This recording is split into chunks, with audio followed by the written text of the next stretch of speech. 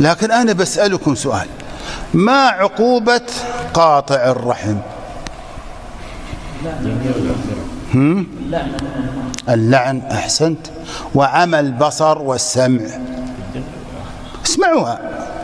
فيقول الله عز وجل: فهل عسيتم إن توليتم أن تفسدوا في الأرض وتقطعوا أرحامكم أولئك الذين لعنهم الله فأصمهم وأعمى أبصارهم. فقاطع رحمه ملعون، يعني مطرود من رحمة الله. وعمي البصر والبصيرة والسمع. ايش معنى عمي البصر والسمع؟ لأنه يسمع الأحاديث اللي في صلة الأرحام ولا كأن تعنيه، يرى أقاربه ولا كأن يراهم. فانتبهوا يا أخوان. أول ما خلق الله الرحم اشتق لها اسما من اسمه وتعلقت بالعرش وقالت: يا رب هذا مقام العائذ بك من القطيعة. قال: أما ترضين أن أصل من وصلك وأقطع من قطعك؟ إن شاء الله يا أخي الكريم، أصل من وصلك وأقطع منه.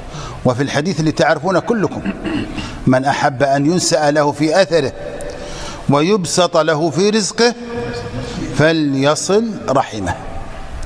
وليس الواصل بالمكافئ، هو يعتبر واصل المكافئ، لكن لأشد وصلا من إذا قطعته رحمه وصلها، وإذا أساءت إليه أحسن إليها،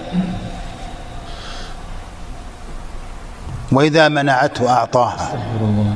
أقل شيء في صلة الرحم أنك إذا سمعت خبرا سارا عن أحدهم تفرح له وتدعو لهم بالبركة، وإن سمعت خلاف ذلك دعوت لهم بالسلامة والعافية وغير ذلك. هذا أقل درجة في صلة الرحم.